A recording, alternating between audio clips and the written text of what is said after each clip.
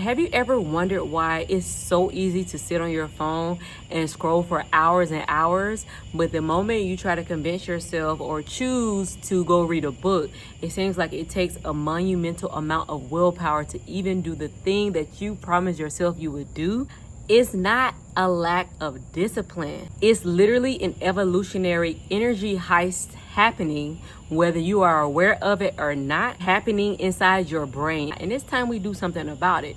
Whether you gave it permission to or not, this is what's happening. And we're going to talk about that in today's video because it's very important to know why it feels like we need more discipline and consistency.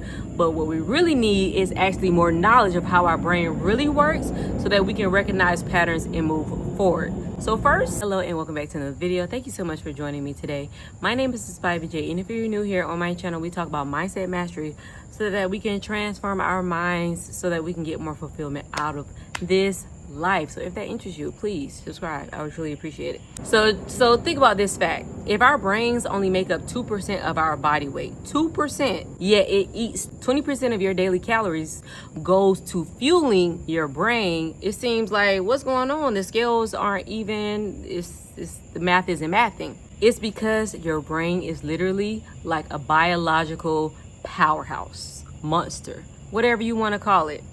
I like to think of it in a positive light, so we're going to stick with powerhouse. Evolution gave our brains one direction, which is our primary directive. Cut every cost at all costs. Here's the hidden mechanism your brain operates on as it tricks you into defaulting into choices that it's used to making. And most importantly, how can you override it? In layman's term, what I'm saying is your brain, our brains, I have one too, it likes to conserve energy. Okay, so if it needs to do the least amount of work for the most amount of output, it's going to do that.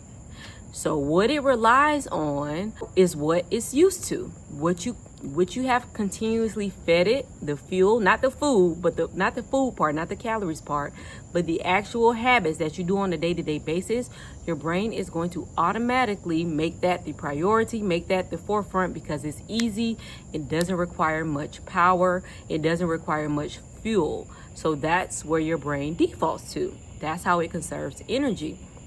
So it's recognizing patterns based off of what you do on a day-to-day basis, what you think about, cues, your emotions, your environments, and is using all of that information to combine together to say, this is what the default is on a day-to-day basis for this individual that's going to require the least amount of energy possible. Okay, so besides giving your body and your brain actual food that's going to help it out, like omega-3s, fish oils, whatever, all of the things for the brain, the MCT oils, the avocados, all of the brain food, you also need to fuel it with habits that's going to allow the functioning to adhere to what it is your desires you want it to take. But if you don't know that's happening, you're not realizing that more discipline is not going to fix your problem. You're stagnant because your brain wants you to default back to what it's used to because that's what it's used to. So that's why that happens, right? That's literally the biological reason of why that happens.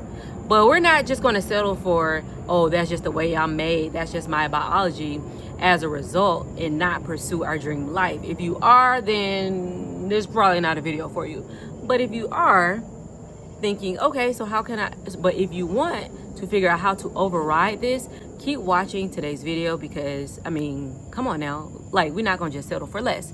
So this is what happens, right? After you become aware of what your habits are, then you move on to fixing them.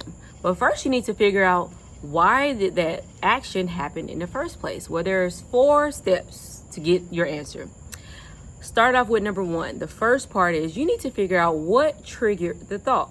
What was the trigger that set off the thought, the action, and got you the results that you didn't want? What happened right before that? What was your energy like? What environment were you in? What was actually happening? What was the trigger? I'll give you an example. Say the trigger was that you worked late. It was something that actually happened. That was the trigger. That trigger cascaded into different things. This could go positive, this could go negative. It literally depends on the next step, the next couple parts. The next part, after you determine what the trigger was in the event, then you look at what the thought was following that trigger. So if you worked late, the next thought was, I deserve a freaking break, right? You work late, you put your time in for these people or your own business, your clients, whatever the case is, you deserve a break. So after you have the thought that you deserve a break, the next part is the action that you take. Something triggered a thought, the thought created the action. What was the action? Well, I needed a break, so I'm going to just order fast food off DoorDash and skip finishing my steps or skip my workout. Okay, so you spent money that you weren't supposed to spend, that you didn't budget to spend. You ate fast food that wasn't a part of your fitness goals, even though you have food at home. And you also skipped your steps, which was against a boundary or against a commitment that you made to yourself. So the result is you're going to feel guilty, you're going to feel ashamed, and then if you don't catch that, you're likely to repeat that every single time you work late. Now, this same thing could happen positively, but this is just an example, right?